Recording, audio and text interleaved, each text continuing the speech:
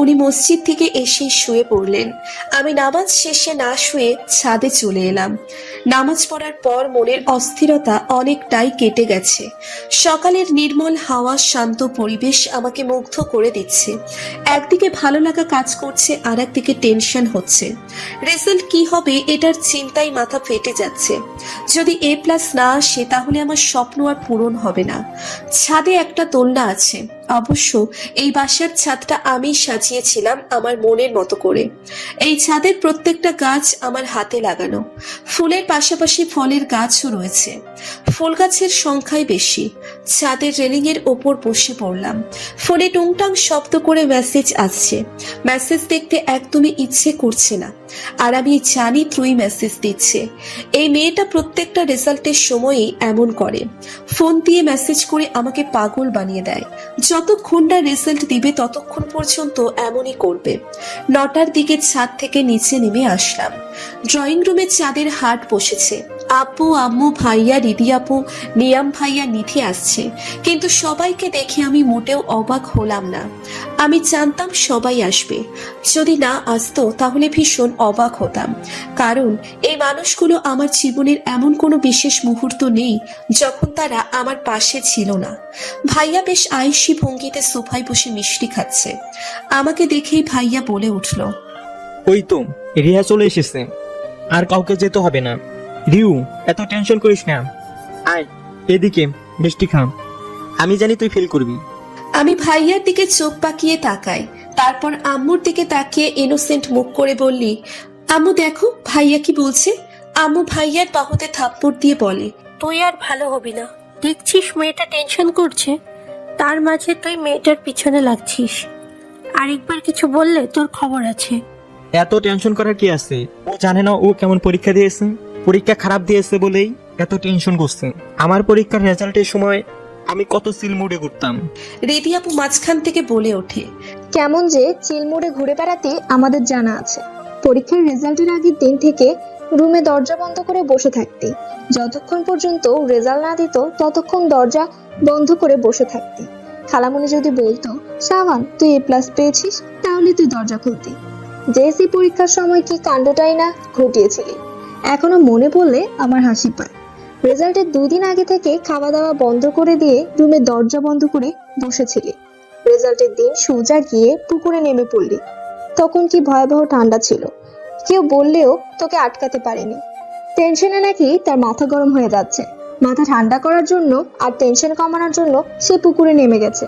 Result শুনেই অজ্ঞান হয়ে গিয়েছিল। ঠিকমতো খাওয়া দাওয়া না করা আর শীতের মাঝে পানিতে ভেজার কারণে অজ্ঞান হয়ে গিয়েছিল। রেজাল্ট নিয়ে আনন্দ করা রেখে সবাই সাবানকে নিয়ে হসপিটালে ছুটে। রিদি আপুর কথা শেষ হতেই সবাই এক পতন হেসে নেয়। ভাইয়া মুখ কাচুমাচু করে বসে আছে। এতক্ষণ পরে নিয়াম ভাইয়া মুখ খুললেন। রুদ্র কোথায়? আমরা এত দূর থেকে চলে এলাম, রুদ্রের কোনো খবরই নেই। তার বইয়ের রেজাল্ট দিবে তারই বার্তা নেই। রিদি আপু নিয়াম ভাইয়াকে রাগ দেখিয়ে বলে, আমার ভাই তোমাদের মতো চাকরি করে না, তোমাদের মতো সারাদিন শুয়ে বসে টাকা পায় না, ওকে পরিশ্রম করতে হয়। তুমি আমাকে অপমান করছো? তুমি আমাকে টোটো কোম্পানির ম্যানেজার বলছো? আমিও কম পরিশ্রম করি না। ওকে, পরিশ্রম করো তো, শুধু শুধু বসে বসে অর্ডার করো, এটা করো ওটা করো। রেজাল্ট দিবে 11:30 নাগাদ। জানি রেজাল্ট হাতে পেতে পেতে 12টা বেজে যাবে। উনি ঠিক 11:30টায় নিচে নামলেন। 12টা বাজতেই উনি আর ভাইয়া রেজাল্ট দেখতে বসে পড়লেন। টেনশনে আমার হাত পা ঠান্ডা হয়ে আসছে। আমি একাধারে পায়চারি করছি। অল্প কিছুক্ষণ পরেই ভাইয়া মুখ কালো করে আমার দিকে তাকায়। ভাইয়ার মুখ দেখে আমার বুকের ভিতর ধক করে ওঠে। আম্মু ভাইয়াকে জিজ্ঞেস করে, রেজাল্ট কি হয়েছে? এইয়া ফেল করছে। কথাটা শুনেই আমি দুপা পিছিয়ে গেলাম। আমার চোখে জল টইটম্বুর হয়ে গেছে। আমি দৌড়ে রুমে চলে এলাম। পেছন থেকে ভাইয়া অনেক ডেকেছিল, কিন্তু আমি শুনিনি। মাথায় অসহ্য যন্ত্রণা হচ্ছে। রাস্তায় বের হলে সবাই বলবে রিয়া ফেল করছে। এটা আমি কিছুতেই মেনে নিতে পারবো না। আমি নিজের স্বপ্ন, আব্বুর স্বপ্ন, কারোর স্বপ্নই পূরণ করতে পারলাম না। আমি রুমে এসে দরজা বন্ধ করতে নিলেই রুদ্র এসে বাধা দেয়। রুদ্র আমাকে ঠেলে ভেতরে ঢুকে পড়ে। উনি নিজেই দরজা বন্ধ করে নেন। আমার 2 গালে হাত রেখে চোখের পানি মুছতে মুছতে বলেন, বোকা মেয়ে, শাওন ভাইয়া তো তোমার সাথে ফাইজলাম করছিল। সবটা না শুনেই আগে দৌড়ে চলে আসছো। তুমি ফেল করো নাই, তুমি A+ পেয়েছো। কথাটা মস্তিষ্কে পৌঁছতেই আমি ওনার বুকে ঝাঁপিয়ে পড়লাম, ওনাকে জড়িয়ে ধরে কেঁদে দিলাম। উনি পরম মমতায় আমাকে ওনার বুকে আগলে নিলেন, আমার মাথায় হাত বুলিয়ে দিতে দিতে বললেন, এখন কাঁদছো কেন? এখন তো তোমার হাসার সময়। এই কান্না থামাও, সবাই ভাববে আমি তোমাকে মেরেছি, তাই তুমি কান্না করছো। এখনই কিন্তু তোমার হিটলার বাপ আমার মাথা ফাটাতে আসবে। আমি তো আনন্দে কাঁদছি।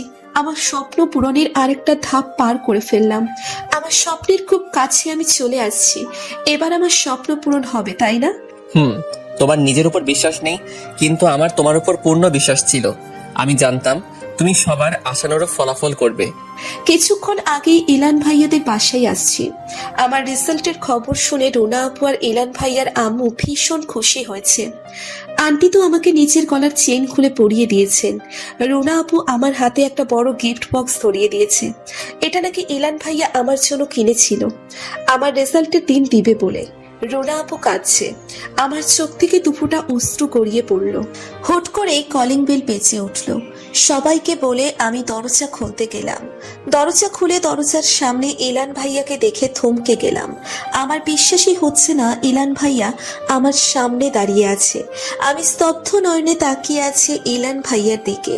মনে হচ্ছে আমি স্বপ্ন দেখছি। ইলান ভাইয়া অনেকটা বিধ্বস্ত অবস্থায় দাঁড়িয়ে আছে, মাথায় ব্যান্ডেজ, হাতে ব্যান্ডেজ, গলার পাশে 3টে শিলি। আমাকে দরজার সামনে এভাবে দাঁড়িয়ে থাকতে দেখে রুদ্র আমার দিকে এগিয়ে আসতে আসতে বলেন, তুমি এভাবে দরজার সামনে দাঁড়িয়ে রয়েছো কেন? কে এসেছে?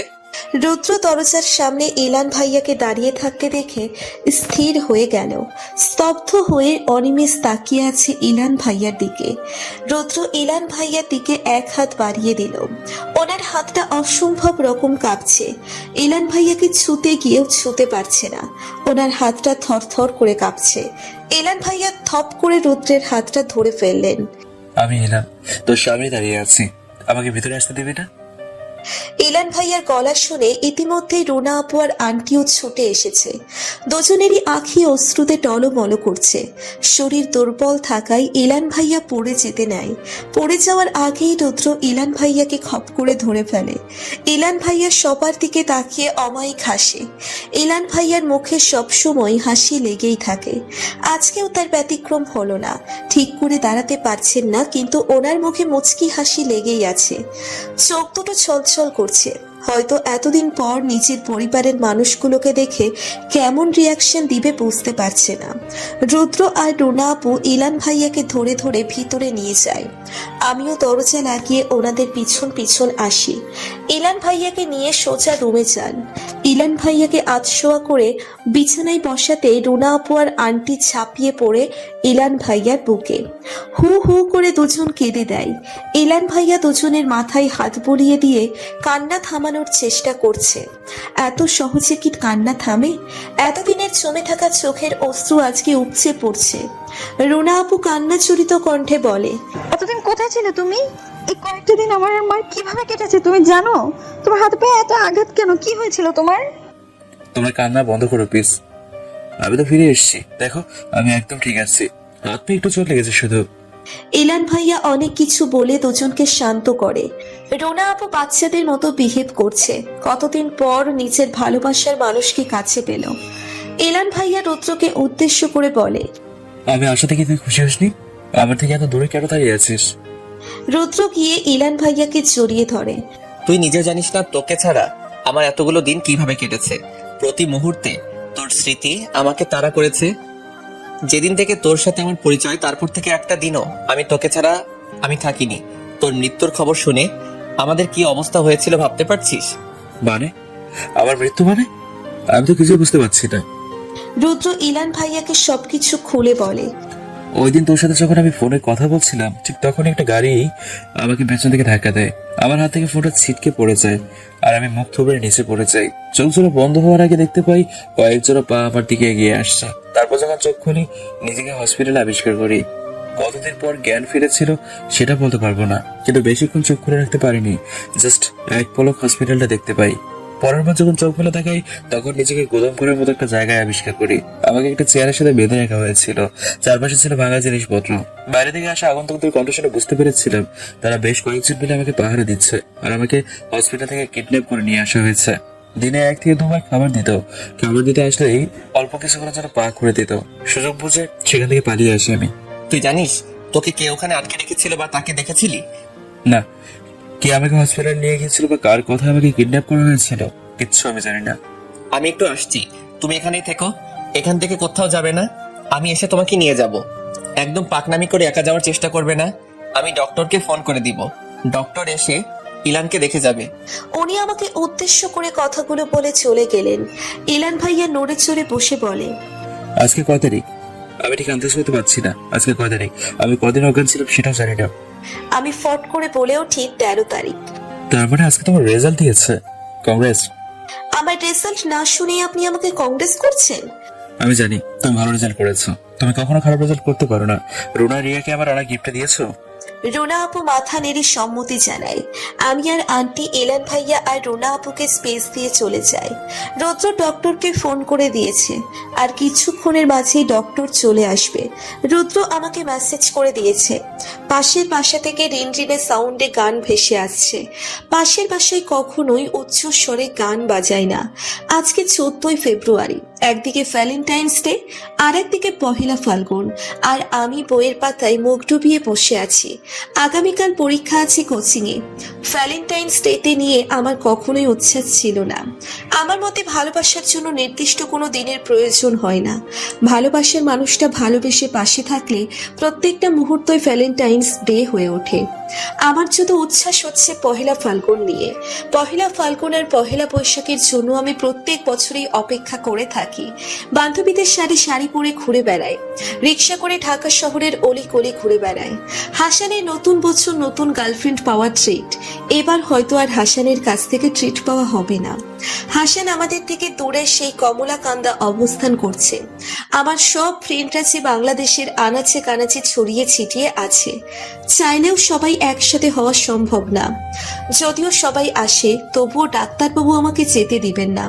উনি তো আমাকে বাসা থেকে এক পা একা হাঁটতে দিবেন না, আর উনি নিজেও আমাকে নিয়ে যাবেন না। আমার স্বপ্ন ছিল বিয়ের পর প্রথম বসন্তে আমার হাজবেন্ডের হাতে হাত রেখে ঢাকা শহরের অলি গলি হেঁটে বেড়াবো। আমি বাসন্তী কালারের শাড়ি পরবো আর উনি বাসন্তী কালারের পাঞ্জাবি। উনি আমার খোপায় বেলি ফুলের মালা জড়িয়ে দিবেন। কিন্তু ডাক্তারবাবু তারা এসব জীবনেও সম্ভব না। উনি তো আস্ত একটা রোম্যান্টিকের রও বুঝে না। এবার ফাল্গুন টাইমটা হয়তো আমার বইয়ের সাথে পালন করতে হবে। আহা, এত দুঃখ আমি কই রাখি। আমি যখন দুঃখ বিলাস করতে ব্যস্ত তখনই রুদ্রের আগমন ঘটে। পড়া রেখে আমাকে এভাবে বসে থাকতে দেখে রুদ্র আমার দিকে ভ্রুকুচকে তাকিয়ে বলে, কি সমস্যা? পড়া রেখে মুখটা এমন করে রেখেছো কেন? জীবনের এতগুলো বসন্ত কেটে গেল কিন্তু কেউ বসন্ত বিলাস করতে নিয়ে গেল না। এত দুঃখ আমি কোথায় রাখবো সেটাই ভেবে পাচ্ছি না। একটা বালতি এনে দেই, সেটাই ভরে রাখো। যদি বালতিতে না হয় তাহলে একটা ড্রাম এনে দেই, সেটাই তোমার দুঃখগুলো ভরে রাখো। মজা নিচ্ছেন? একদম ফাজলামো করবেন না। আজকে একটা জামাই নেই বলে এমন একটা ভালোবাসাময় দিনেও বই নিয়ে বসে আছি। আহা, কি দুঃখ। উনি আমার দিকে ভ্রু কুচকে তাকিয়ে বলেন, তোমার জামাই নেই? তাহলে আমি কে? আপনি তো আমার খালাতো ভাই। উনি এক ভ্রু উঁচু করে বলেন, আমি তোমার খালাতো ভাই? হ্যাঁ, খালাতো ভাই নন তো কি? খালাতো ভাই বলেই তো এমন একটা দিনেও বই নিয়ে বসিয়ে রেখেছেন। জামাই হলে তো আমাকে সাজিয়ে গুছিয়ে নিয়ে ঘুরে বেড়াতেন, নিজের হাতে ফুচকা খাইয়ে দিতেন, বসন্তের এই দিনে পড়ন্ত বিকালে হাতে হাত রেখে হাঁটতেন। একটু আধটু আমার কথা সম্পূর্ণ করার আগেই আমাকে ধমক দিয়ে বলে ওঠেন, চুপচাপ পড়তে বসো। এইসব চিন্তা মাথা থেকে ঝেড়ে ফেলে দিয়ে পড়াশোনায় মনোযোগ দাও। মেডিকেলে চান্স না পেলে তোমার খবর আছে। আমি চেয়ার ছেড়ে বিছানায় বসতে বসতে ওনাকে উদ্দেশ্য করে বললাম, আজকে এসব ট্রেট দিয়ে কোনো কাজ হবে না। আজকে আমি কিছুতেই পড়তে বসবো না। আজকে আমার মনে বসন্তের হাওয়া বইছে, প্রেম প্রেম ফিলিংস আসছে। আজকে বসন্তের হাওয়ায় হাওয়ায় প্রেম বইছে। এমন একটা দিনে আমি কিছুতেই বই নিয়ে বসে থাকবো না। কি করবে তুমি? এই তো এখন শাড়ি পরে সেজে গুজে রেডি হব। ত্রয়ীকে একটা ফোন দিয়ে বলবো শাড়ি পরে পার্কে চলে আসতে। সেই লেভেলের একটা হ্যান্ডসাম ছেলে দেখে পটিয়ে নিব ছেলেটাকে নিয়ে। আমাকে আর কিচ্ছু বলার সুযোগ না দিয়েই উনি আমার মুখ চেপে ধরেন, আমার চোখে চোখ রেখে বলেন, যারা এখন আমাদের ফেসবুক গ্রুপে জয়েন হন নাই তারা এখনই গিয়ে জয়েন হন। ফেসবুক গ্রুপের লিংক ভিডিও ডেসক্রিপশন বক্সে দেওয়া আছে।